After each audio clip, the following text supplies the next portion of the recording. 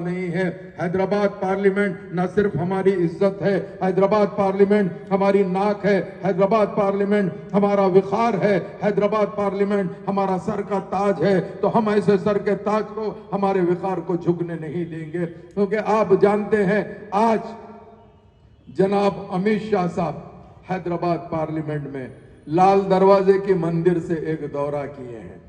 کیوں دورہ کیے ہیں؟ وہ یہ چاہتے ہیں کہ حیدرآباد پارلیمنٹ کے اندر نخیب ملت کو شکست دینے کی کوشش کر رہے ہیں۔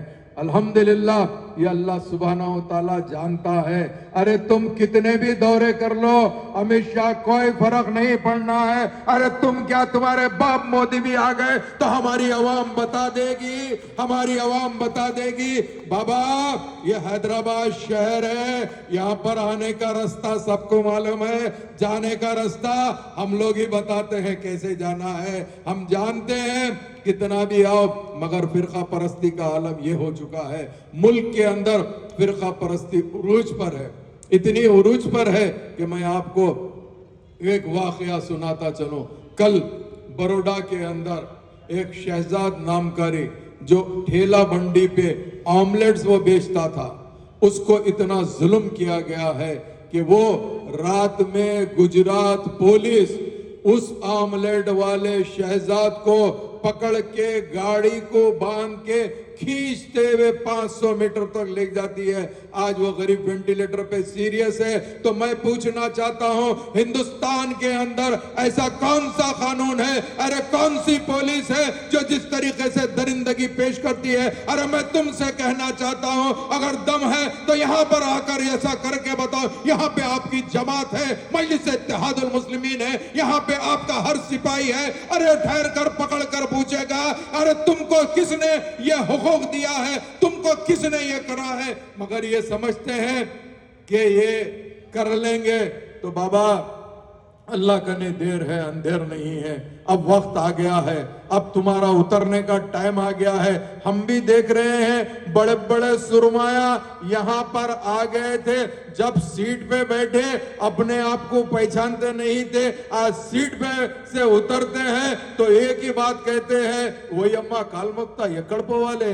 ارے بابا یہ بے فکر رہو، تم بھی جو دیکھ رہے ہیں نا ایم چھو ہم لوگا بتا دیتے یہ حیدرآباد چھے، یہاں پر مجلس اتحاد المسلمین کا قبضہ چھے، کوئی آتا جاتا نہیں۔ تم جو باتاں کر رہے ہیں نا امت شاہ جی، بہت دیکھ لیا، بہت سن لیا، اب یہ باتاں چلنے والے نہیں ہیں۔ آپ کو معلوم ہونا چاہیے اللہ سبحانہ و تعالیٰ نے یہ خادم کو مجلس اتحاد المسلمین کی طرف سے 2 بار موقع دیا تھا، نامپلی ایم ایل اے کا، as a M L A میں کام کر رہا تھا۔ پچھلے پہلی اگست 2023 کو ایک ٹرین کا واقعہ پیش آیا، آپ لوگوں کو معلوم ضرور ہوگا۔ اجمیر ایکسپریس سے لوگ اجمیر سے بامبے آ رہے تھے، بامبے جو آ رہے تھے جس کا نام سیف الدین تھا، سیف الدین جب بامبے آ رہے تھے تو وہاں پر ٹرین کے اندر سنت رسول کو دیکھتے ہوئے، داڑھی ٹوپی کو دیکھتے ہوئے سیف الدین کے اوپر پولیس گولیز چلا کے اس کو مار دیتی ہے۔ جیسے ہی اطلاع نقیب ملت اور حبیب ملت کو ملتی ہے، اسی ٹائم کے اوپر نقیب ملت نے کہا میرا صاحب، تو وہ جو سیف الدین تھا وہ نامپلی بازار گھاٹ کا رہنے والا تھا، بیچارہ ایک موبائل شاپ کے اوپر کوٹھی پہ کام کرتا تھا، ان کے سیٹ جو تھے وہ تھوڑا عمر رسیدہ تھے، انہوں جہاں کہیں بھی جاتے تو سیف الدین کو اپنے ساتھ لے جاتے تھے۔ انہوں نے اجمیر شریف کو سیف کو لے کر گیا، لے کے جانے کے بعد زیارت کرنے کے بعد وہ یہ سوچے موبائل کی ایسیسریز خریدنے کے لیے بامبے کو آ کر بامبے میں ایسیسریز لینے کے بعد وہ حیدرآباد واپس آئیں گے، مگر اللہ کو کیا منظور تھا نہیں معلوم۔ اسی ٹائم پہ وہ بیچارے کو اور اس کے ساتھ اور 2 لوگوں کو گولی مار کر ہلاک کر دیا گیا۔ جیسے ہی اطلاع ملی نقیب ملت کہتے ہی میں امیڈیٹ گھر پہ گیا، جا کے کیا دیکھتا ہوں بیوہ گئے اور اس کے 3 چھوٹے بچیاں ہیں۔ تو میں یہ کہنا چاہتا ہوں یہ درندگی کب تک چلے گی؟ یہ جو درندگی چل رہی ہے یہ درندگی اسی لیے چل رہی ہے کیونکہ بی جے پی کی حکومت ہے، بی جے پی کنے یہ سب قانون کو چلنے نہیں دیتے، مگر ہم ان کو بتا دیں گے کہ ہندوستان ہے، ہندوستان میں کوئی دستور ہے، اس دستور کے تحت ہر ایک کو چلنا پڑتا ہے۔ وہی سیف الدین کی باڈی لینے کے لیے میں ان کے رشتہ داروں کو لے کے بامبے گیا تھا۔ میرے ساتھ میں مقامی کارپوریٹر ریڈ ہلز کے وہ بھی ساتھ میں تھے، اور جناب موسیٰ صاحب آصف نگر کارپوریٹر بھی ساتھ تھے۔ ہم لوگ سب مل کے 8-9 جنے بامبے گئے۔ جانے کے بعد رات کو جیسے ہی ہوا ہم نکل کے گئے تو مارچری میں لاوارث لاش کو کی طرح سیف الدین کی لاش کو ڈال دیا گیا تھا۔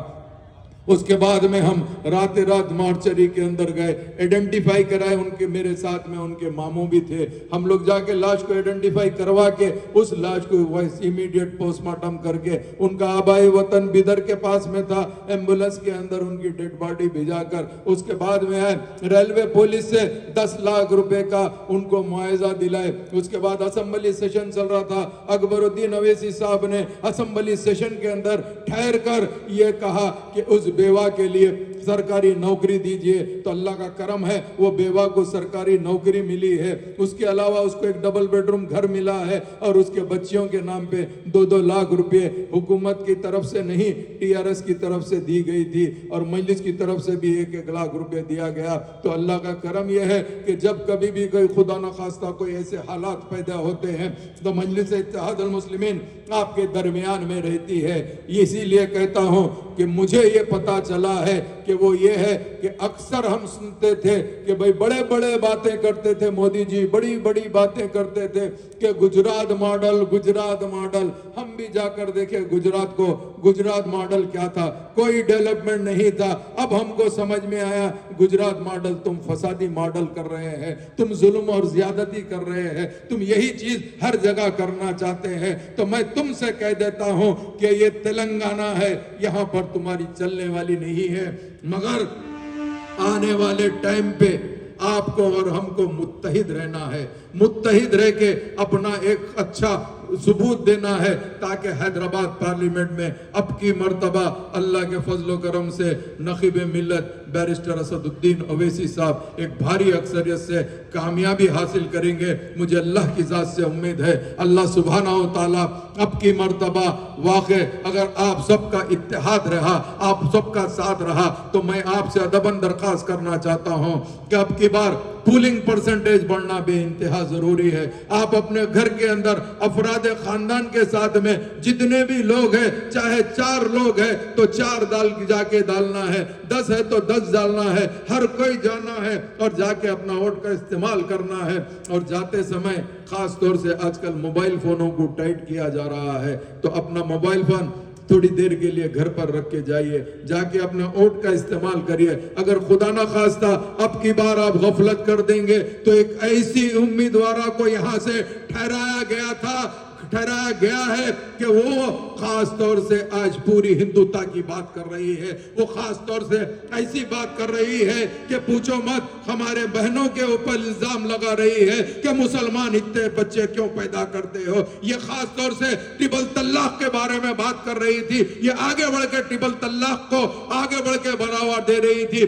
یہ وہ ہے، اس کا پتا چلا کہ یہ کہاں کی ہے تو بولتی ہے کہ یاقوت پورے کی میں رہنے والی ہوں، سنتوش نگر میں پیدا ہوئی ہوں۔ تو میں ان سے کہتا ہوں محترمہ، یہ حیدرآباد ہے، کم سے کم تم کو تو یہاں پہ جنم کا بھی موقع دیا ہے۔ ہم کبھی بھی تمہارے خلاف نہیں ہے، ہم اگر خلاف ہے تو کوئی مذہب کے خلاف نہیں ہے، ہم اگر خلاف ہے تو وہ ہندو طاقتوں کے خلاف ہے، ہم وشو ہندو پریشد کے خلاف ہے، ہم بجرنگ دل کے خلاف ہے، ہم RSS کے خلاف ہے، ہم بھارتیہ جنتا پارٹی کے خلاف ہے، ایسے تمام فرقہ پرست طاقتوں کے ہم خلاف ہے۔ ہم ہمارا ووٹ کا استعمال سے ہم تم کو خلاف بتا دیتے ہیں۔ محترمہ کہتے ہیں کہ میں بالکل کچھ بھی نہیں، سادی سیدھی ہوں، کتھک ڈانس کرتی تھی۔ تو محترمہ یہ ایریا کون سا ہے معلوم؟ ریلوے اسٹیشن کے بازو کا ہے۔ یہاں پہ ہمارے لوگ آ جاؤ بتاتے تھاتیا بولتے، یہاں پہ کتھک کیسا کرنا ہم کو بھی آتا۔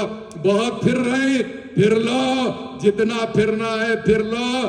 13 تاریخ کے دن انشاءاللہ العظیم، انشاءاللہ العظیم اللہ سبحانہ و تعالی اگر چاہے گا تو مجلس اتحاد المسلمین ایک بھاری اکثریت سے کامیابی حاصل کرے گی، چونکہ محنت کرنا ہمارا کام ہے، फैसला अल्लाह के हाथ में होता है। अल्लाह सुब्हानहू व तआला जिसको इज्जत देना चाहता है उसको इज्जत देता है। जैसा ये खादिम की ही मिसाल ले लीजिए आप, अल्लाह सुब्हानहू व तआला मुझे मुंतखब करना था तो दुनिया वालों ने कई साजिशें कर ली, मगर अल्लाह सुब्हानहू व तआला ने कहा कि मैं राजी हूँ, मजलिस इत्तेहादुल मुस्लिमीन से राजी हूँ, मैं याकूतपुरे की खिदमत के लिए जाफर हुसैन मिराज से राजी हूँ। तो अल्लाह के फजल व करम से मैं समझता हूँ कि दुनिया की ताकत हाथ नहीं लगा सकती। मगर आज बीजेपी ये सोच रही है कि वो आ जाएगी तो अब की बार यूनिफॉर्म सिविल कोड, यानी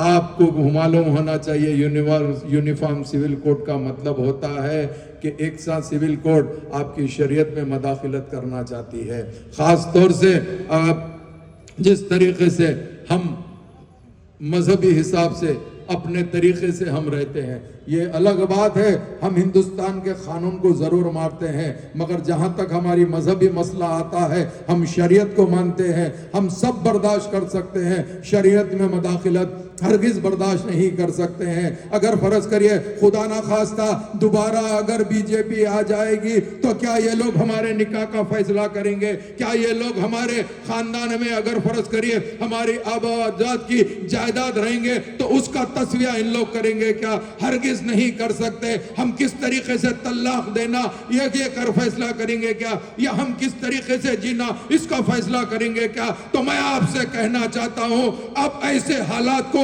महसूस करते हुए आपको ये समझना है, मुत्तहिद रहना है और मजलिस इत्तेहादुल मुस्लिमीन के हक में वोट डालना है। और मजलिस का निशान पतंग है और ये कहते हैं कि हम आ जाएंगे तो इसके बाद CAA NRC लेकर आएंगे। अरे बाबा, CAA NRC है क्या? CAA तुमको मालूम होना चाहिए। तुम कहते हो कि भाई हम इस मुल्क के बाशिंदे हैं, हमको हमारा सबूत देना पड़ेगा कि हम इस मुल्क के बाशिंदे हैं। तो मैं पूछना चाहता हूं, दुनिया में कौन सी ऐसी कंट्री है, कौन सा ऐसा मुल्क है जो खुद मुल्की होने का, उसके अपने मुल्की होने का सबूत देना पड़ता है? तो मेरे हिसाब से इससे बदकिस्मती की बात नहीं हो सकती। ये चाहते हैं कि मुसलमान को सेकंड ग्रेड का दर्जा दिया जाए। तो मैं इनसे पूछना चाहता हूं, आखिर ये कब तक चलेगा? इसीलिए नहीं चलेगा क्योंकि आप जानते हैं, हम बहुत देखे, हम भी सुने हैं मुख्तार अंसारी साहब के साहबजादे और बेटे ने कहा कि हमारे बाप को स्लो पॉइजन देके मार दिया गया है। अरे बीजेपी वालों, तुम ऐसे कितनों को मारोगे? तुम जितनों को मारेंगे उसके बाद में लोग उठते आएंगे। उसी तरह अतीक को, जो यूपी के अतीक पहलवान थे, उनको जेल से लेके जाके गोलियों से मार दिया गया है। तो मैं ये पूछना चाहता हूं, ये दरिंदगी कब तक चलेगी? बीजेपी को अगर रोकना है तो आपको अपने इत्तेहाद का सबूत देना पड़ेगा। तो मैं आपसे अदबन दरख्वास्त करना चाहता हूं कि वो ये है कि आप अपने इत्तेहाद को मजबूत करिए, इत्तेहाद में रहिए। चूंकि हम पिछले 75 साल से ज्यादा अरसे से इस मुल्क के अंदर हम रहते हैं, मगर आज भी हमको शक की नजर से देखा जाता है, यही कहा जाता है कि हम दूसरे दर्जे के शहरी हैं। तो मैं इनसे पूछना चाहता हूं, ऐ जालिम हुकूमत करने वाले, मैं तुमसे पूछना चाहता हूं, हमारा कसूर क्या है? तुम ये बताओ। हम जब पैदा होते हैं सरजमीन हिंदुस्तान की सरजमीन पे पैदा होते हैं, हम जब दुनिया से जाते हैं 2 गज जमीन इसी हिंदुस्तान की लेते हैं, तो हमसे बढ़कर इस मुल्क का वफादार कौन है? हम तुमसे पूछना चाहते हैं। ऐ हुकूमत करने वाले, हमारा सवाल तुमसे है। मैं यही कहना चाहता हूं, चूंकि हमारे पार्टी के जनरल सेक्रेटरी साहब भी तशरीफ लाए हैं, उनको भी सुनना है और मुखर्रिर भी है और कायदे मुखन्ना जनाब अकबरुद्दीन अवैसी साहब आने वाले हैं। तो मैं आपका शायद आ चुके हैं, तो मैं नारे की गूंज में इस्तकबाल करना चाहता हूं। नारे तकबीर,